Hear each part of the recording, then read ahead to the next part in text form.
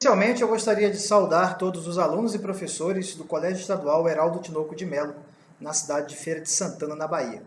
Eu sou o PRF Leonardo Ramos.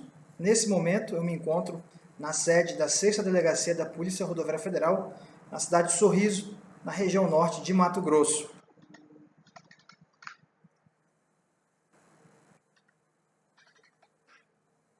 Neste momento, faremos uma breve observação sobre o espaço geográfico que divide Sorriso e Feira de Santana.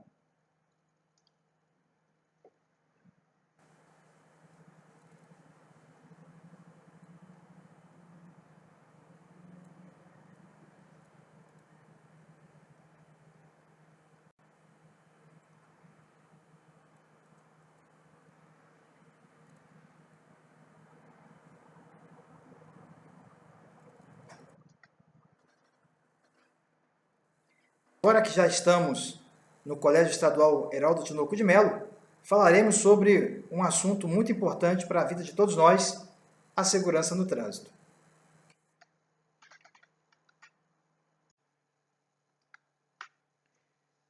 Vamos dar início à nossa apresentação sobre segurança no trânsito. Então, inicialmente vamos verificar o conceito de segurança no trânsito. Considera-se trânsito a utilização das vias por pessoas, veículos e animais, isolados ou em grupos, conduzidos ou não, para fins de circulação, parada, estacionamento e operação de carga e descarga. Esse conceito ele foi retirado do parágrafo 1º do artigo 1º do Código de Trânsito Brasileiro. O Código de Trânsito Brasileiro é o principal diploma legal que regulamenta o trânsito no Brasil.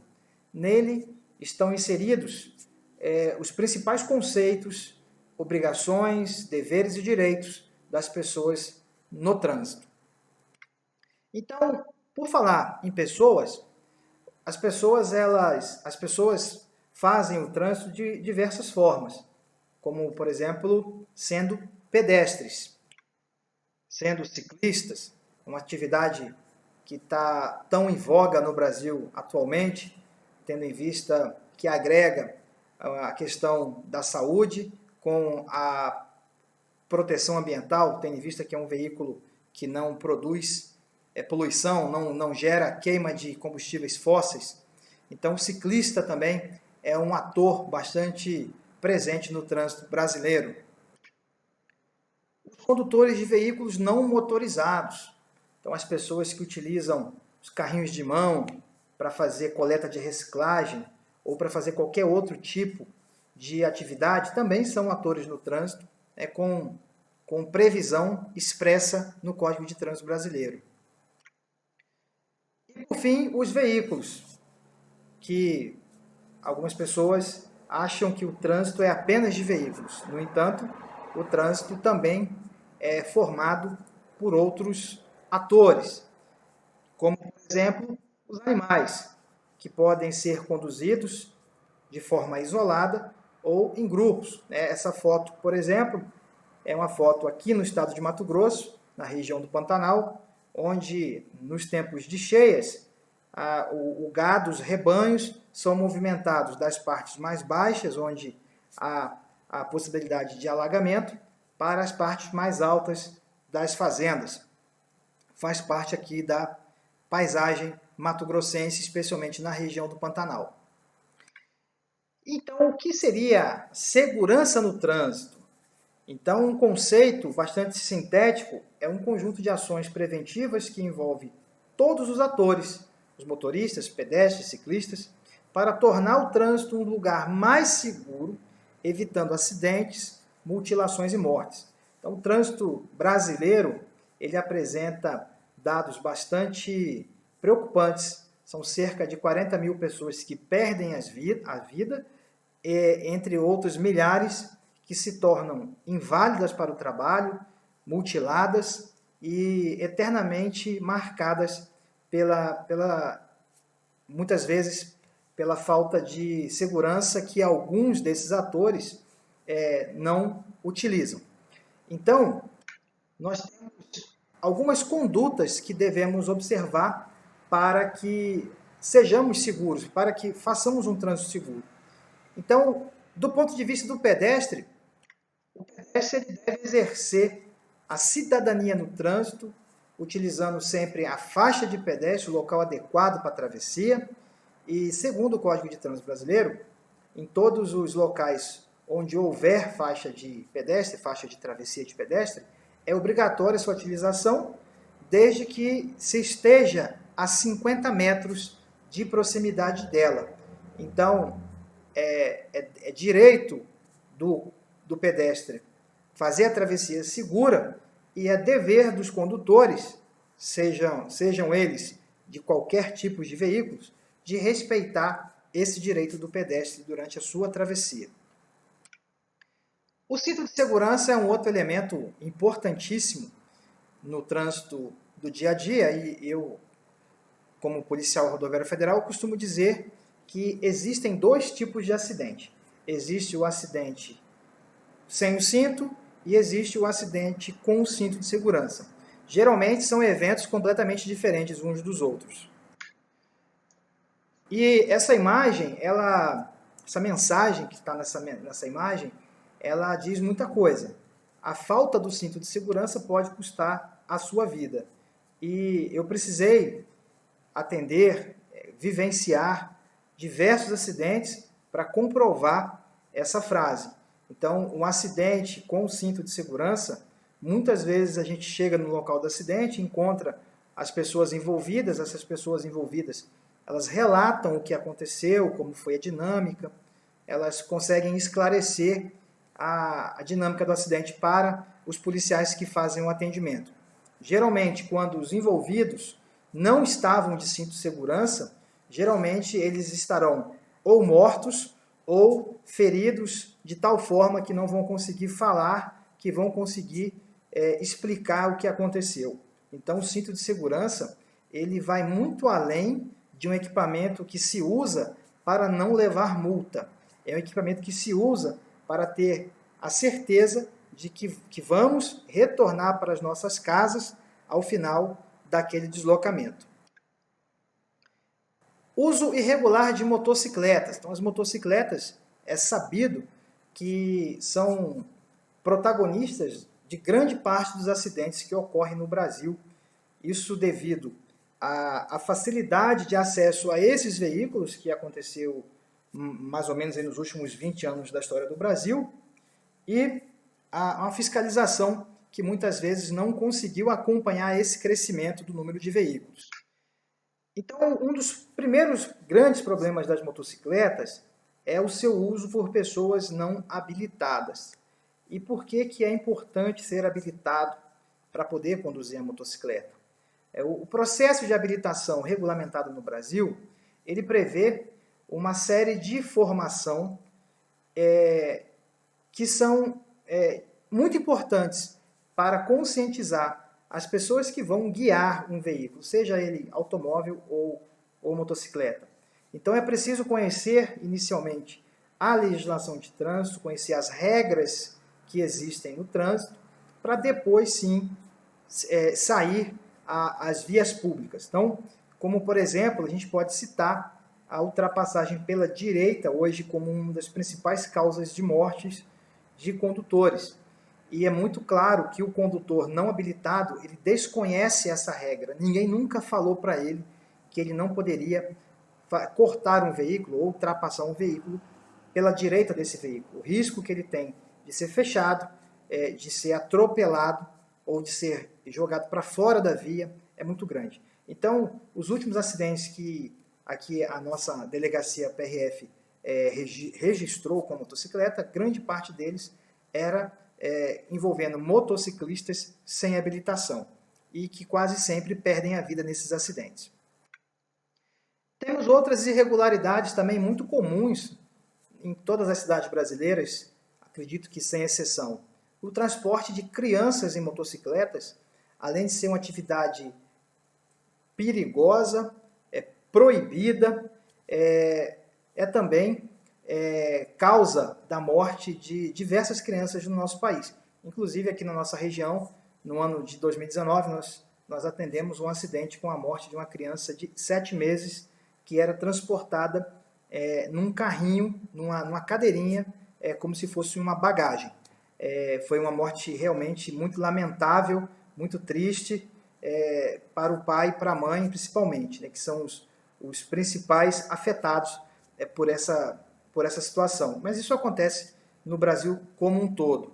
Também, o transporte com excesso de pessoas sem capacete também, e lembrando que a partir da última atualização do Código de Trânsito Brasileiro, em vigor desde 14 de abril, só podem ser transportadas em motocicletas crianças a partir de 10 anos de idade. O desrespeito a essa regra prevê, inclusive, a suspensão do direito de dirigir de quem desrespeitá-la. Então, resumindo, motocicleta e criança são duas coisas que não combinam. Então, a criança ela precisa ter consciência do risco que é andar na motocicleta para depois ela, de forma voluntária, aceitar ser conduzida nesse tipo de transporte. Também a condução de motocicletas por crianças é algo, infelizmente, também comum em regiões do Brasil, e principalmente em lugares onde há um grande número de motocicletas irregulares, motocicletas que são adquiridas em leilões, motocicletas quase sempre sem nenhum tipo de documentação e que são entregues nas mãos de pessoas que não têm o discernimento da responsabilidade que se deve ter na condução de um veículo. Então não é à toa que para se conduzir veículo no Brasil, para ser habilitado, é necessário ter 18 anos, porque a legislação entende que a pessoa com 18 anos ela passa a ter consciência dos riscos que conduzir um veículo traz, como, por exemplo, de atropelar alguém, de causar um acidente. Então, é necessário que essa pessoa esteja civilmente habilitada a responder por um eventual crime de trânsito. A combinação álcool e direção também é sabidamente muito perigosa. Os principais jornais brasileiros, de forma bastante recorrente, noticiam acidentes de repercussão nacional, com perdas de vidas, muitas vezes de famílias inteiras, em razão da irresponsabilidade de pessoas que combinam álcool e direção. Então, para quem atua no trânsito brasileiro, não só para quem é da Polícia Rodoviária Federal, mas quem atua no trânsito brasileiro, sabe que quase sempre num acidente, quase sempre numa tragédia que às vezes envolve a morte de pessoas, a gente vai encontrar esse fator envolvido, condutor sob efeito de álcool, tendo em vista que o álcool já é provado cientificamente em diversos estudos, o álcool ele reduz a capacidade de resposta do ser humano. Então, a capacidade de leitura das situações, elas ficam debilitadas. Isso faz com que a pessoa fique mais propensa a se envolver num acidente. Os reflexos são drasticamente diminuídos. E também é interessante ressaltar que o álcool ele não causa apenas a morte de condutores. Então, a morte de pedestres alcoolizados também é bastante comum. Então, essa é uma cena aqui na região onde eu trabalho, onde existe um bar localizado nas margens da rodovia e onde é muito comum o atropelamento de pessoas. Então, somente no ano de 2021, já foram 4 atropelamentos nas mesmas circunstâncias. A pessoa faz uso de bebida alcoólica, consome bebida alcoólica, muitas vezes de forma indiscriminada, e no retorno para casa essa pessoa acaba sendo atropelada na via pública. Outra causa de acidentes de insegurança no trânsito, também bastante noticiada, é o excesso de velocidade. Então, o excesso de velocidade, simbolizado aí pela placa, né, de velocidade máxima, existe uma máxima que diz que a mesma velocidade que emociona é a que mata. Então, a velocidade excessiva ela é um fator preponderante tanto para a ocorrência de acidente quanto para a gravidade. Então, o condutor que ele excede os limites de velocidade, os limites previstos na via, ele se sujeita a causar acidentes, a ser vítima de si mesmo. Então, é muito comum nos lugares onde que a geografia e a topografia ela permite um excesso de velocidade, é muito comum que esses locais sejam costumeiramente, né, os cenários de grandes acidentes, de graves acidentes, que destroem carros, destroem motocicletas e, principalmente, destroem vidas.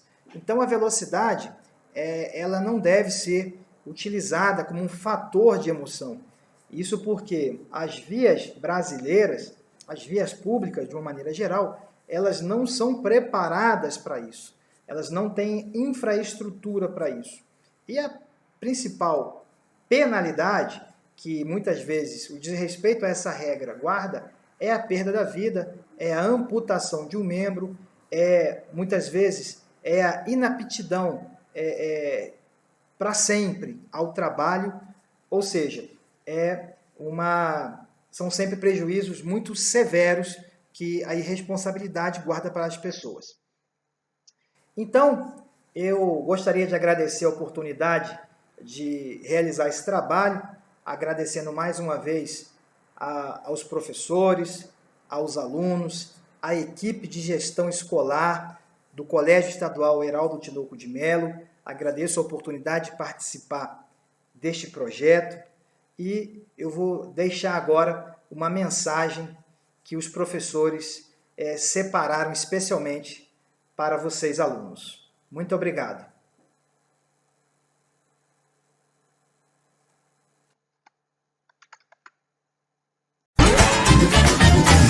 Motoqueiro, caminhão, pedestre, carro importado, carro nacional, mas tem que dirigir direito pra não congestionar o local. Tanto faz você chegar primeiro, o primeiro foi seu ancestral. É melhor você chegar inteiro, o seu venoso e seu arterial. A cidade é tanto do mendigo quanto do policial. Todo mundo tem direito à vida e todo mundo tem direito igual. Todo mundo tem direito à vida e todo mundo tem direito igual.